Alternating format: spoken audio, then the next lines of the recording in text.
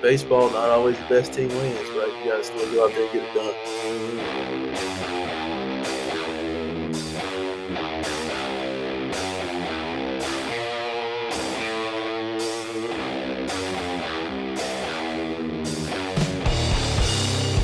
Hello, everyone. Welcome inside the Red Earth Production Studios for this edition of YBMcast Baseball Talk, powered by Game 7 Baseball, Game7Baseball.com.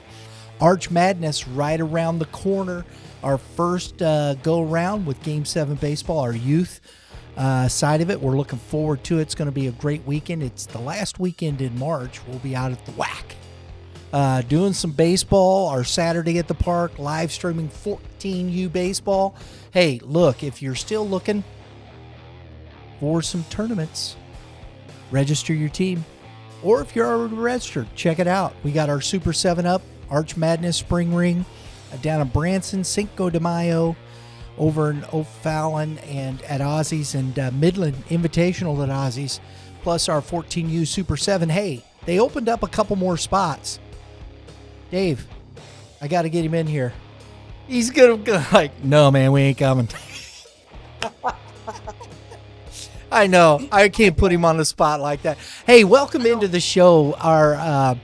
And I want to say thanks to Dave for his incredible flexibility this week in working with Youth Baseball Midwest. He has jumped in. Covered a show for me this week. We're running around like chickens with our heads cut off here, as I'm sure he is. He's coaching, doing. So he's been fantastic, and I just want to say thank you. Absolutely. Happy to do it. Happy to help. Yeah, so appreciate it. But they opened up a couple more spots. We got 16 teams. We're looking forward to it. If you're 14Us, we've invited them. Don't know. I mean, you know, I know it's up to your 14U coaches. I'm sure they have their schedules. For 14s. I will talk to them about it. I mean, we're definitely open for sure. We got 2 more spots. Would love to see it. They opened it up there. I'm looking forward to it. It's going to be a fun weekend. Game7Baseball.com. Also, folks, if you like social media, follow us on X at YBM_cast. That's capital letters on the YBM. You can follow us on IG, Facebook, and TikTok at Youth Baseball Midwest. On the Prime Sports call link, Mr. Dave Wiggins, head coach at Principia, RBC director. Man, it's going to be fun tomorrow, Dave. We're doing our first. We opened up our YBM Club. We have our legacy membership. The first members that came in, we've been doing a special, and we did a giveaway, and we're doing that. We're rolling the giveaway tomorrow. What is it? Marucci Reckless, right? We're giving away, Drew. Yeah. Nice. Yeah. We're doing that drawing live tomorrow. Yeah, tomorrow, live tomorrow. Drew's over there making sure I say the right thing. So I'm with it. Live tomorrow at noon at Prime Sports Midwest in Fenton. We're going to do our drawing for the Reckless. So make sure you tune in. It'll be on our social medias. I think what we got, X, IG, and we'll be on TikTok as well. Yeah. If I know for sure the IG and the X, I think the TikTok we'll see. Up in the air maybe, but we'll be on our socials. We're going to do it live at noon from the Prime Sports there in Fenton, Missouri. So we're looking forward to that. Appreciate, we couldn't have done this without Prime Sports. Rick, Ben, Sal McGee over there. Crystal, and I'm blanking on Chris. It's okay. She probably didn't want me to give her last. Yeah, Crystal Tucci, they do a great job over there. They've been fantastic to work with, always are. So looking forward to that. And that Marucci Reckless, that's a pretty good bat. That's a very good bat. Yeah. So looking forward to that. And there you go. But today on the show, we are going. I saw this article, Dave. It's what struck me about it. Is high school rivalries. And the St. Louis Post Dispatch did an article on this, talking about high school rivalries. And I'm going to tell you the one that caught my eye, and I know you're going to like this, but right off the get was oh, I got to sign in. Excuse me. Uh, was that one you and Kevin always talk about, the Webster Groves and Kirkwood. Now they were talking about football on that side of it because the Turkey Day game. I'm sure you've Yeah. been involved in a few of those. Oh yeah. I mean, I went to Webster Groves High School. I was a student. I graduated there in 2004. When I was there, our football team was very, very good. We were a state contender multiple years. We would actually we would actually beat Kirkwood in those Turkey Day games, which hasn't happened in quite some time, unfortunately. Um, it's something to note. Although it is a big rivalry and it's one of the oldest, or it might even be the oldest west of the Mississippi.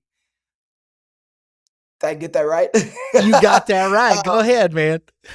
Yeah, Kirkwood is much larger than us enrollment wise. So, I do want to make sure everybody understands that it's not that we're just wearing it every year to Kirkwood, and we're evenly matched. They have a lot more kids than we do, but we still give it our best. Our football coach, the football coaches at Webster, they do a phenomenal job of getting those guys ready for that game and knowing that they're up against it when they're playing that game. But yeah, it's so much fun. There's a Spirit Week. There's a big Liberty Bell, not the Liberty Bell, the Frisco Bell that the winner gets, and it's been basically sitting at Kirkwood over the years. We've Webster's yet to get it back. But it does carry over into basketball and baseball and all sports. Yeah. It's you want to beat Kirkwood. Kirkwood wants to beat Webster. There's a lot of trash talk going on. We have this goofy thing called a friendship dance right before Turkey Day. That's our quote unquote homecoming, where us and Kirkwood get together, and each year it's at either Kirkwood or Webster, and we have a little dance. It's unique to our two communities, and it's cool. It's fun. I mean, Mark Bowden, the writer of Black Hawk Down, literally wrote a book about it, or an article about it in Time magazine when I was either a junior or senior in high school. He wrote an article about that rivalry in Time magazine, which is obviously a national publication. So it's cool to be a part of something so big. Well, I think I understand why they did the friendship dance. I'm going to read this to you because this is so cool. It's like many of the biggest high school rivalries in the nation. This one involves two entire towns spending a week building up to the historic, and they're talking about the football game. But Webster Groves Kirkwood have faced off in 1898. 1898 and played on Thanksgiving Day in 1907. It's considered the oldest Thanksgiving Day rivalry west of the Mississippi, Dave. There you go. All I right, there mean, we go. look at that. That's cool. 1898, man. That goes back a long way. And it says in Sure does. 1923, Turkey Day game, referees called back 3 Kirkwood touchdowns, enraging fans. A riot broke out on the field. The fighting even reached the stands. The game was suspended for 4 years after the violence. I think that's why they're trying to do the friendship dance. I'm sure the very next year they started the friendship dance. We can't have all the violence, man. I tell you, the week leading up, like there's literally a day where the Webster students dressed in red and white and the Kirkwood students dress in black and orange, and it's called like backward day, or some ridiculous day. Right. Right? I mean, you're just conditioned to not like those guys. And I had friends who went to Kirkwood that that I was friends with when I was in high school and when I was out of high school, and obviously, I know lots of people from the Kirkwood area who I like. I think it's just something fun to do while you're in high school. It's sometimes fun to quote unquote hate another school because from a different town than you. You think about it, it's kind of ridiculous. They quoted a gentleman here, just to your point, it's conditioned. He said, if there's Andre Nelson, Webster graduate of 1980, played football growing up. Turkey Day would be the first time during football season that he had a chance to hang out with his dad. They would have breakfast and head over to the field by 11 a.m. on an hour before kickoff so his dad could socialize. I'd be walking behind him like a puppy, Nelson says, and I'm seeing he doesn't like Kirkwood, so I don't like Kirkwood. It's bred in me. Yep. There you go. There That's it is, funny. man. So I But thought that was so cool. it carries over into baseball too. Like, and credit to, our the athletic directors at those schools. The Kirkwood Webster game is usually on a Friday night at Baldwin Athletic under the lights. Yeah. You get the JV game in the afternoon, you get the varsity game at night, so you get the rivalry feel, you get the neutral site feel. And I wouldn't be I mean, I've literally had my ace pitcher numerous times this summer before tell me I want the Kirkwood game. Like, nope, I don't want the district championship game. I want the Kirkwood game. Like, it means something to those boys. And I mean, there was a year where we beat them in a preseason tournament, and it was the first time we beat them in a while. And we had a kid kind of pop off in an interview saying we were going to run it back or do the double up on them when we played them next time. And then we played them at Baldwin later, and they beat us. And they were wearing that quote around their neck, and it caused some pushing in the line. And I mean, it's not a friendly rivalry, and it doesn't matter what sport it is. It really doesn't. I remember because we did that first year. I think it was in 2022 when we first started. You'd invited us. You said, come out and we did that under the lights over there, and it was chippy. It was chippy. And 2023, because the young man who's now playing for Mizzou, Macon, hit a leadoff bomb. Yeah, that ball was crushed. That ball was hammered. Yeah, that ball was hammered, and that was also the day the triple play occurred. That's right. That's right. Oh my gosh, Dave. There was some wild stuff that went on that day. And then at the end, there was some shoving in the line because, dude, this Kirkwood kid, he was a bench player. The kid didn't even play. Like, he literally had around his neck the newspaper quote in like blown up letters of this kid's quote saying, we're going to do the double up on him. And it was just too much. It was too much for the boys, and they'd had enough. Little shoving and pushing. Hey, I love it, man. That's what makes sport. And that's what I think about, when we talk about sports is rivalries. And the one for me, I'm going to, but just that's been recent and why we show up every year for this one is Francis Howell and Fort Zumwalt West. It is one of the chippiest baseball rivalries I think I've ever seen. When they get on, when a diamond, and we were talking about it. We did that this year with Brady Tanner, Nolan Sissom, and Brendan Pyle, best of buddies. But on that field, something changes. So you walk into the white lines, and it's like, no, I don't like you anymore. It's that way. And I remember some heated stuff on some close calls and people chippy and this and that and the dugouts and hollering back and forth.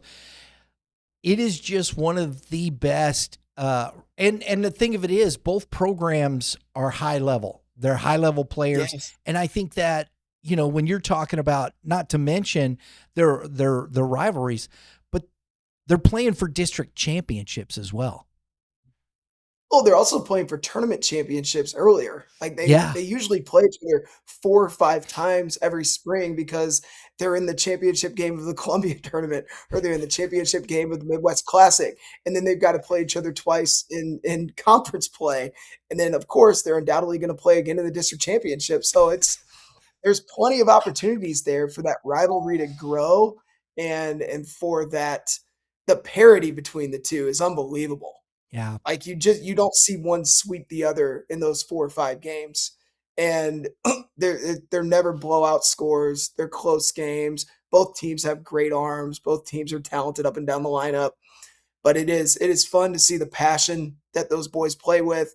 It's fun to see the coaches who are great coaches who understand the magnitude of those games, kind of let the boys go out and be themselves. And they don't really hold them back from playing with that emotion. They keep it in check, but by no means are they discouraging that extra emotion that comes with playing that game. And I respect that about the coaches. I like that, and I know Coach Sissom will be the same way as Coach Goff was, and letting those boys at Zumwalt West play with some fire and a little extra edge when they square up against Francis Howell. And there's a lot of respect for the coaches between the coaches. I've talked to all of them, but they don't want to give an inch to either team. The No, coaches, they don't give, no, no. And no, I mean it's you can tell it when Coach Perkins is talking about Zumwalt West on these shows. He mentioned something about the transfers not hitting last year, which I thought was hilarious. It just goes to show you how both schools kind of view each other. Like there's mutual respect there, but at the same time, the feelings are hard. yes, It's just kind of, I mean, and I go back to like last winter when Brady, Andon, Nolan, Brendan, and Laird, all training together in the off season. Like there was one night where they were at each other's throats. I guess Nolan and Brendan were trying to explain to Brady how he doesn't care as much as they do about winning state. And like, if winning state isn't the end all be all, then you don't care enough. And Brady's like, well, man, we've just been there so many times. Like, you guys wouldn't know what it's like. I mean, and I just let it go. I just thought it was hilarious. I'm just like sitting there. I'm like, you guys are literally hitting off a machine, talking ultimate trash to one another. And the season's 5 months away. So, I love it, man. That's awesome. Oh yeah. my goodness. And that's why, there's the hats right there. Yeah. Right They're next right to next each to each other. other. You gotta love that stuff, man. Ah. So who else off top who else do you see as a big rivalry in this state? I see, because of the Lindbergh Melville tournament that gets played preseason, you see a little bit of it with Vianney and Oakville. And maybe it's Oakville Vianney because Oakville's pissed that Vianney takes half their players every year. I mean, just Vianney's that school that gets a lot of South County talent, and they just do. And Oakville's obviously very talented, but there are kids that live in Oakville that go to Vianney, and there's other areas. But I remember just watching some of those games and just seeing that it meant just a little bit more to Adam Kilburn when he was on the mound against Vianney. It meant a little bit more to Jaden Ferguson when he was facing Oakville. And those two teams, they bring it against one another, like it, and I think that's why usually Coach Scott will pair them up on the same bracket, on the same side of the bracket in that tournament, because of the quality of baseball when they when they square up against one another. It's funny you mentioned that team down there in the Post Dispatch article. They got Melville versus Oakville, and Oh well, yeah, that's kind of, that's but yeah. I think it's though, I don't think Melville's been there as much recently. So is that really, and maybe it's in a different sport too than Yeah, and baseball. I mean, those are both schools in the Melville School District, so I can Mhm. understand why they would say that, right? They're two neighboring schools. I mean, Melville this year is very talented, Yep. very talented. Last year they were good. Um, maybe with an influx of talent and some close games against Oakville, that rivalry can continue to grow. I kind of saw Oakville Vianney a little bit more, a little bit more on edge, Yeah. if you will.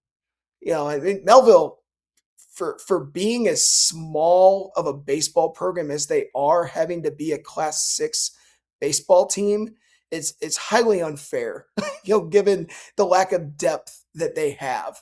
Mm. Um, but they're very talented this year. And I think I could be wrong. They may have Class 5 enrollment. They might not be in Class 6 this spring. I guess we won't know until the until the districts come out.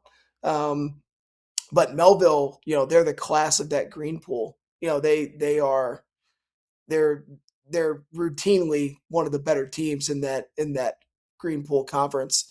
And I mean, they've got arms this year. They've got bats. Those kids they're ready to beat Oakville. I can tell you that. The And maybe one being in a district with Oakville again will help kind of reinforce that rivalry. Yeah, that would be interesting. Well, they're not. If Melville drops to Class 5, which there's some hubbub that they True. may.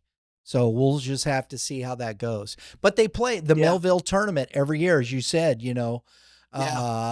That'll be interesting. Vianney, Melville, Lindbergh. Who else is Mhm. in that? Oakville. Oakville. And so Yanni, Melville, Oakville, Webster, Lutheran St. Charles, and usually Northwest are the teams that kind of make that up. So that right there is it'll be interesting to see how that all shakes out. I'm Yeah. looking forward to that. That'll be interesting. One that's close to me is because, and I think this happened when the school opened, and that is Fort Zumwalt East versus Fort Zumwalt South. When Fort Zumwalt East opened, it was a big swath of the Fort Zumwalt South school district. Okay. And in fact, I remember because we were right there, they were telling kids that going to South, you don't have to go to East. You can finish at South. And even they were allowing siblings of kids that were at South to continue to go. If they wanted to go to South, they could. They didn't want to. They didn't want to buy. And I remember a lot of kids in our neighborhood, their older siblings were at South, and the younger siblings went to East.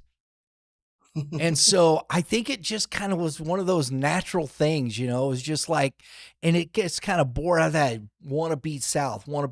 And man, in baseball, now I will say that Zumwalt South did a lot of beating up on East over the years.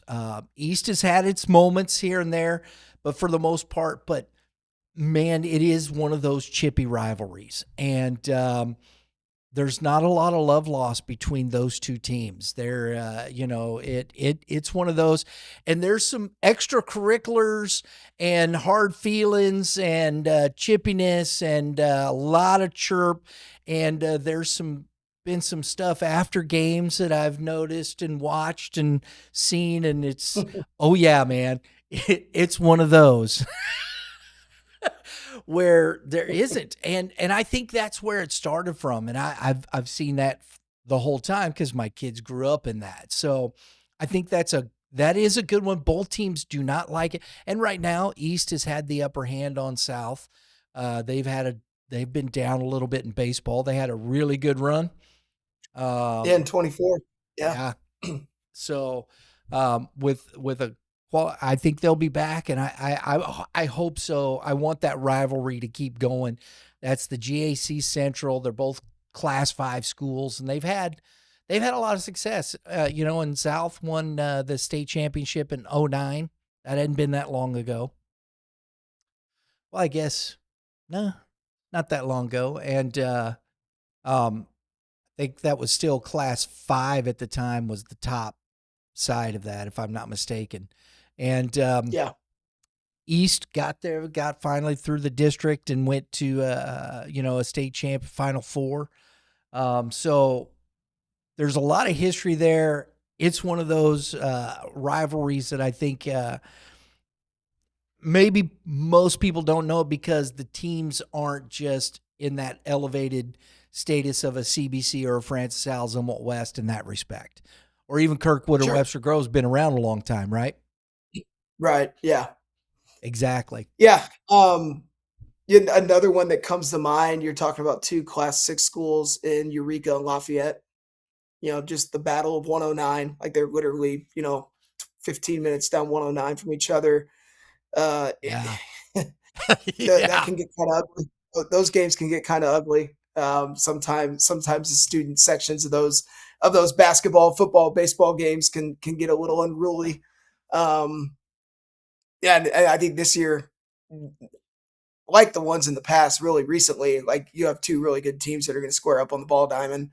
And even if Eureka is more talented than Lafayette up and down the lineup, like Lafayette's going to come into that game fully expecting to win, fully expecting to give their best. And especially if Eureka's ranked higher or people are talking about Eureka more, Lafayette's going to want to get theirs and they're going to want to knock them off. Um, so I think that'll be a really good series. And, thankfully they're in the yellow pool. So we get to see them play, Tuesday, Wednesday or Tuesday, Thursday, given weather, and you get to see the 1v1 and the 2v2. So I Yeah. think those will be good games. And I think even that's gotten even more so a better rivalry than Lafayette and Marquette has been, because that was one that was always very Yeah, chippy with Marquette. And sure. I think, Absolutely. but I agree with you. I think Lafayette Eureka right now is tilting a little bit more toward a better rivalry. Yeah, I would agree with you. Yeah, and I remember back, in 2000, what is it, 9, 10, 11, Marquette had Kyle Griesaber and Mike Corbeil up the middle, and Lafayette had, Luke Voigt in '09. And I mean, you had some really, really talented teams at Marquette and both Lafayette, and that rivalry, I think, was maybe a little bit stronger than it is now. And maybe I'm not close to it, right? Yeah. Maybe I'm way off. Maybe both of those schools feel about the same as they did. Maybe Marquette people are listening to this right now thinking I'm crazy. They're like, no, we want to destroy Lafayette, man. Like, what are you talking about? So yeah, I honestly don't know. Yeah. Well, I had my nephews went to and played for Lafayette. So I'm familiar with that. And honestly, but even, when they talked about they were playing in Legion Ball back in the day, it was kind of always Eureka. I mean, because that was always, they wanted to beat Eureka in Legion. It was school. And I mean, I still think that is the spot there because, yeah, as much as Marquette, whatnot, but it was always Eureka. Don't like those people at all. Yeah, it's funny. I had a team of a lot of Lafayette and Eureka kids that were on the same team. They were 2021 grads, and one of the Eureka dads, like he would always kind of make the joke to the Lafayette dads, like, "Yeah, we're just the farmers over here, man. Like we're just the lowly farmers." So I think he was feeling the quote unquote hate from the Lafayette people or the looking down on the Eureka people as, yeah, you may be West County, but you're rural West County. You're not Baldwin West County, and Baldwin Legion, right? Marquette, Right. Marquette and Lafayette team up. Baldwin Legion and Eureka Legion is not associated with them at all. Ex- So yeah, exactly. Legion ball helped those rivalries too, especially when I played. Yeah. We were Kirkwood Legion was Kirkwood Webster Valley Park, right? I was the only Webster kid on Kirkwood Legion's JV team my sophomore summer. The only Webster kid with a bunch of Kirkwood kids and Valley Park kids. And I was not treated great. I was I was the black sheep, even though I'm very white. I was the white sheep. Um, and it's just kind of how it was, but going up against Baldwin Legion, knowing that was Marquette Lafayette kids, going against Eureka, knowing it was all Eureka kids, I think that did make it fun in the spring too, knowing Yeah. that we're going to war with these guys in the spring. We also get to do it in the summer, and that's just kind of gone away with the rise of club baseball. Yeah. I know that I know Kirkwood, Chris Copeland. I want to give a shout out to Copeland. I think he's doing a good job with that Kirkwood program. He's got Yeah, some good ball players. He made a run last year, got to the state championship game, and lost to a very good Moberly Spartans team. Um, and so I think in the midst of, as you said, with the club, I say this all the time. American Legion is the oldest club baseball. It was club very true. baseball back before we really called it club baseball. We just Yeah. didn't have the younger ages. It was Babe Ruth, or Little League, and that's what it was. So I think that it's interesting, and I think it's coming back. Will it ever maybe achieve what it was? I don't know. Maybe, who knows? But um, I do like that these clubs are coming back. Baldwin's still there. Eureka Post Oh yeah. 177 still there. Has a good squad every year. Festus. Um, Festus Festus, Legion is loaded. They're really yeah, good. yeah, and I mean, and, Benj Smith, who's headed to Jeffco, he played for me for a number of years. He's playing for 253 this summer, and that's what I love about Legion Ball is you've got these seniors who they're like, man, I'm not going to go travel and play tournament baseball my senior year before I head off to college. I'm going to play with my friends. I'm going to play for my local Legion, post, and those teams are really good yes, because it's loaded with good 18-year-old baseball players. absolutely. And Yeah, Dylan Black, he's yeah, taken over as head coach over there at Festus. He was a heck of a good baseball player, man. Played at he Festus was. there, high school, and part of some really good baseball teams. And I Didn't love the didn't fact, Dylan play Herky? I think he played at Herky. was he a Herky? Yeah, because I he thought he he was a he has a Festus little kid. brother too, right?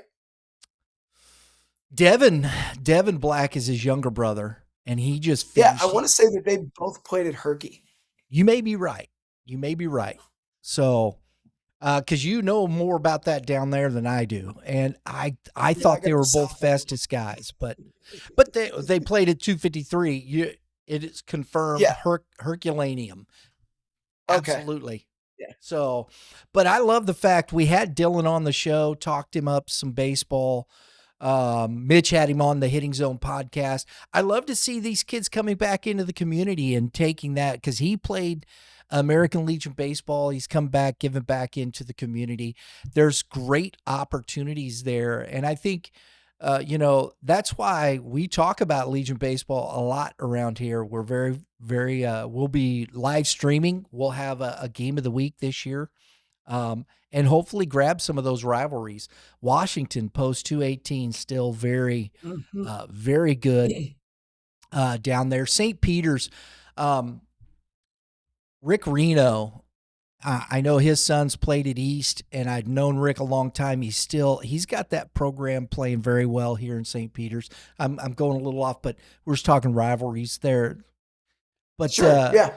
and I think it's fantastic. So, don't sleep on it, folks. There's some really good players over there. And as you said, Dave, there's a lot of these guys that are coming back and playing their senior year there and haven't and we've seen some really good baseball. I'll tell you that, man. Oh yeah. Absolutely. Yeah. So, Even coming back after their freshman years in college, because you can play as a 19-year-old. So yes.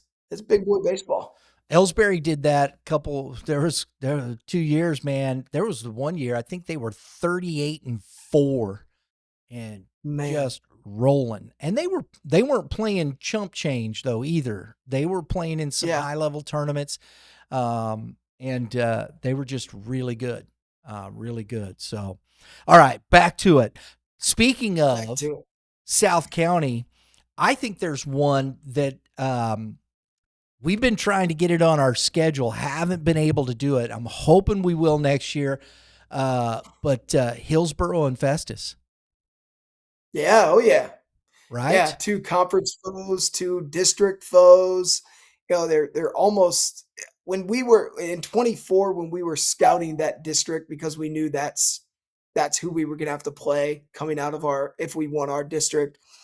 They were so evenly matched in so many different ways. Like offensively, I thought Hillsborough had the edge, but obviously Festus had Mason Shermer and Jackson Smith and Jackson Ives. I mean, they were on the mound, Festus was really, really good. On the mound, Hillsborough wasn't quite what we thought Festus was, but offensively, we thought they were a little bit better. If you go back and look at the box scores of those games, like I think each game was a 1-0 win via Festus. I just unbelievable how close those games are, and how competitive those games are. Like we really weren't sure who was going to come out of that district. We even thought Farmington had an outside shot because they had their Aiden Redmond kid who's at Jeffco Mhm. now and Trevor Sutherland. But watching those two teams play a number of times, they're yes. And you talk blue collar baseball, right? Oh Like man. they play hard. They give you a heck of a game. We lost to Hillsboro that year. It was either that year or the year before because I misread a ball off the right field wall that our hitter hit, and I held a runner instead of sending him. And I'm still kicking myself to this day because I really wanted to beat those guys. But yeah, I mean, Hillsboro is always a tough out. Then whether Festus comes to you or you go to them, they're going to give you a heck of a game. And game days down in Festus are so much fun. They've got the beautiful turf complex. All their fans sit up in the parking lot in their trucks, and they're watching from the outfield fence, and they've got a nice press box for fans that want to sit up there. So that's a good one that you identified there. Yeah, since we've been covering, and like you said, Dave, that wasn't just a 1 year. That's every year. They could get beat up by somebody else, and all of a sudden you're like, well, I don't know what. And then all of a sudden it's like a one-run ball game, like every Yeah, time. These two just yeah, like for what the intensity ramps up, and that's true rivalry, right? You might have yeah, got without question. you get beat 10-0 over here and you show up and it's like we win 2-1 over a team that may even people think may be better than you. It's just one of those things. And that's what makes rivalries rivalries. And we Yeah, were hoping to go ahead. on the baseball side, that's more of a rivalry than Webster Kirkwood. I mean, and I can say it Agreed. because I've lived it, right? Yeah. And I think the last time I think Tyson James beat Um, oh my goodness, Kirkwood's big righty at the time. It was an extra inning affair. I think was the last time that Webster beat Kirkwood, and that was in 2019, I believe. So it's Preston Salazar. So I mean, it's been a minute since Webster has beaten Kirkwood in that quote unquote rivalry game. But you talk Festus Hillsboro, like that's a coin flip. Yeah. I'm going to have to now, Mitch. I know you're going to be watching. I'm going to ask you about this one. I don't have much to say about it, but I want to find out because it was in this, and I don't know if it was football, baseball, if it's all of them, but Pattonville versus Rittner. And Yeah. Mitch is an old Rittner guy. So, Mitch, if you're watching, I want you to comment below. I think And on the baseball front, recently, it hasn't been much of a rivalry just because Pattonville is just a little bit further along yeah, than Rittner. I think football wise, it's pretty big, and Mitch can obviously comment on that. Not sure on basketball, but I think football is where a lot of that rivalry stems from. I love that, man. Um, any others that stand out to you? Yeah, Go ahead. yeah. Let's stay in Jefferson County, Fox and Seckman. Really? Oh, absolutely. I mean, they're both part of the Fox C6 school district. Sure. Seckman's over there in Imperial, and obviously Fox is in Arnold. But yeah, those two teams get up to play each other. They absolutely get up to play each other. All right. I did not And know that what's was a rivalry there. I knew that was in the sure. same school district, but wow. Okay. Yeah, what's cool about that is obviously they're in different conferences because Fox is in the green pool and Seckman's in the red pool, but they're almost always in the same district. And I think it Mhm. was 2 years ago. I believe Fox was beating Seckman 8-0 in the fourth or fifth inning of a district quarterfinal or semifinal game, and everyone watching and looking at the box score is like, oh, what is happening right now? Like a lot of us had Festus pick to win that district. What's going on? And Festus did pull out the win after almost getting upset.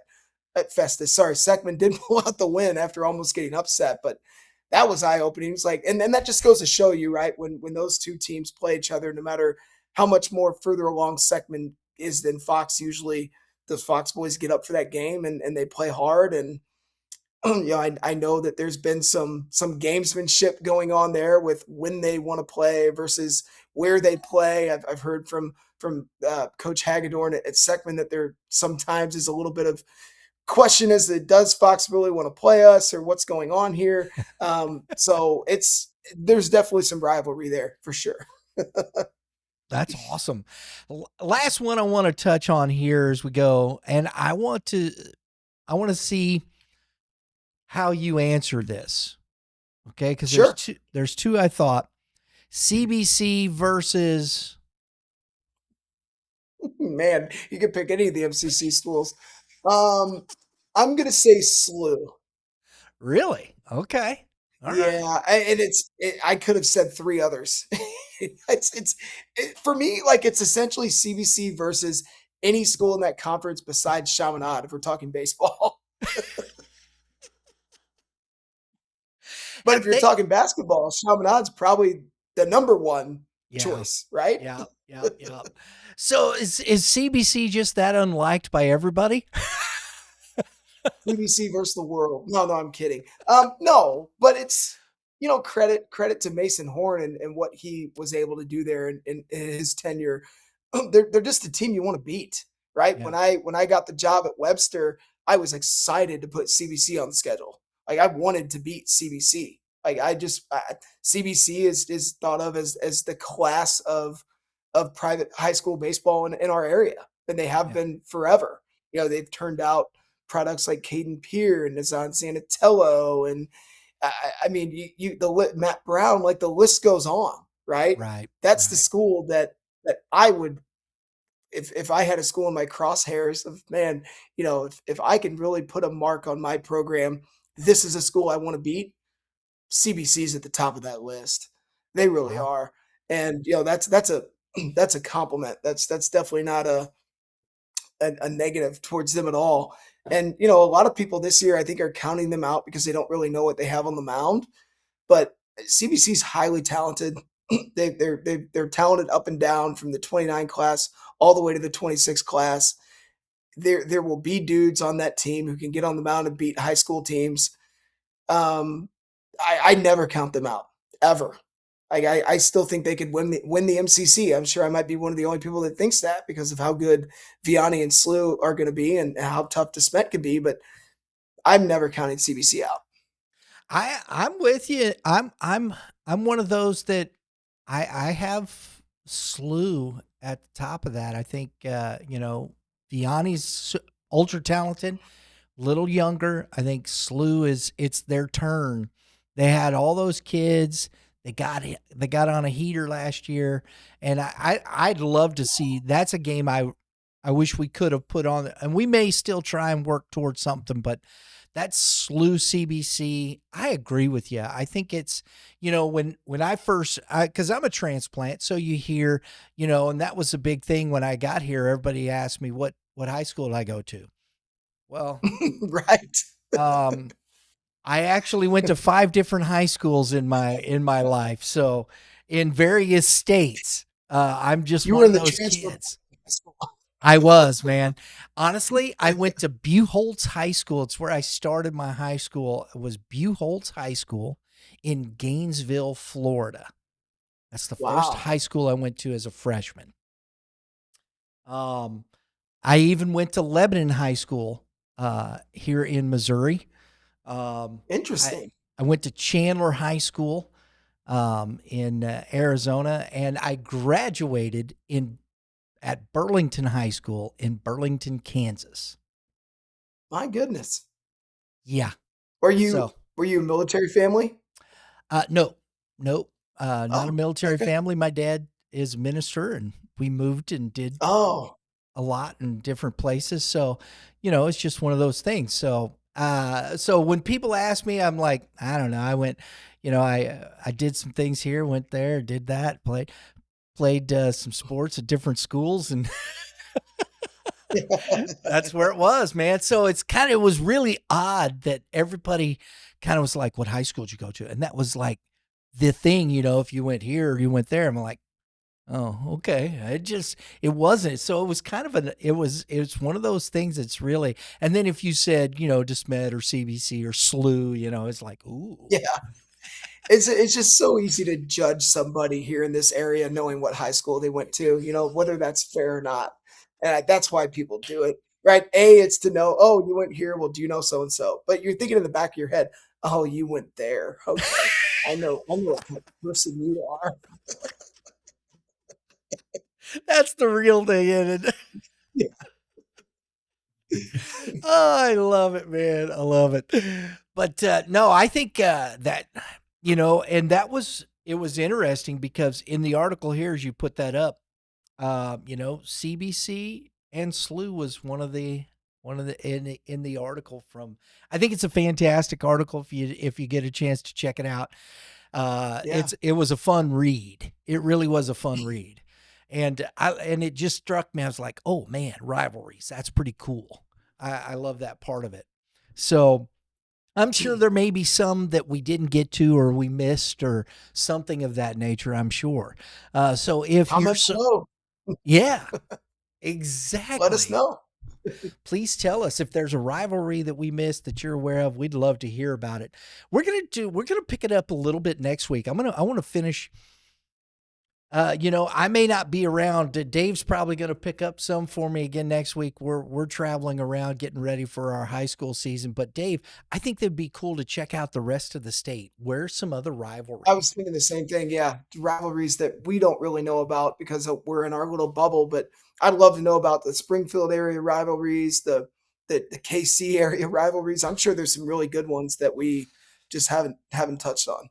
Absolutely. So hopefully we'll do this. We'll keep this going, and especially as we head into the season, I think this is a great opportunity to see. We can talk about are we getting the rivals? I know the one that we're looking at. We've got two over in Illinois that we got on the schedule, which is Belleville West and Belleville East, and Edwardsville and O'Fallon. We have Francis Howell and Fort Zumwalt West on the schedule. Um, I'm sorry, Max, we don't have Webster Groves on the schedule for you this year, but we will see Kirkwood this year. We'll see him in the opening week. We are one of the cool things, Dave. I'm very excited about this. Mark Valley, who is the head coach of the St. Louis Patriots homeschool squad, Yep. they do an invitational every year at the beginning of the season at Car Shield, and we're going to be there Friday. And we're going to do some 3 games there of that invitational with the St. Louis Patriots. Going to see them. They're taking on, Kirkwood's in that, right? yeah, Kirkwood. They're Yeah. playing Pattonville. They're playing Pattonville. Awesome. So Awesome. I'm looking forward to that one, seeing what Pattonville's got. That'll be fun for Max too. Yeah, Being a Maryland Heights Legion guy and being a Pattonville guy himself. right. You got to play your old Yeah. alma mater. Yeah. Exactly. And we got St. Louis Patriots taking on Central Park Hills. I'm excited about that one. They're a good Class 4 squad down there, Be on right? be on the lookout for Illinois commit Haverly Cox. Uh, Probably the one of the most talented players to ever put on a Patriots uniform. I mean, he could be throwing 95, 96 this spring with a 3,000 RPM breaking ball. So he could be real fun to watch. oh, yeah. Yes. I'm hoping we're getting to see that. That would be, Yeah. I'm sure Central don't want to see it, but No, no, they don't. oh man. And we got another, we'll get our first look at Warrenton, the Warriors. Oh Um, yeah. And so we got a pretty good schedule, I think, Dave. And of course, our opening day, we're excited about it. We're going to be down at Willard High School. Don't miss it. March 19th, tune in. We'll be live. They're taking on the Marshfield Blue Jays. Exciting. Got some good stuff coming up. I'm looking forward to seeing Levi Hilton, man. Oh yeah. I love watching Levi pitch. He's physical. He's very Missouri Southern got a gem there. They really did. They Right? got a Division 1 arm. So good Oh, for them. man. Yes. Good for them. Exactly. So, Yeah. hey, Dave, appreciate, buddy. Enjoyed the conversation. If you like what we do, folks, please hit the subscribe button. Oh, got a shout out, Coach. I got a new hat from Coach McGee there, Willard. on the table now. Yes, I do. But anyway, if you like what we're doing, please subscribe. Appreciate that. Hit that like button, share it out. All those things help the algorithm, keeps us moving in that direction. We do appreciate your support. If you want to support us even further, hey, join the YBM Club. Exclusive content. We got some great perks. We're continuing to work on more and more for you there. We got some really cool stuff that we're working on to get inside the club. So join today. Go to youthbaseballmidwest.com. Sign up, and we look forward to seeing you in the club. Everybody have a great day in the Lord. All you pitchers, give it to him, Dave. Throw strikes, pitchers. Please and thank you. And you hitters, hit them where they ain't. We'll see y'all next time.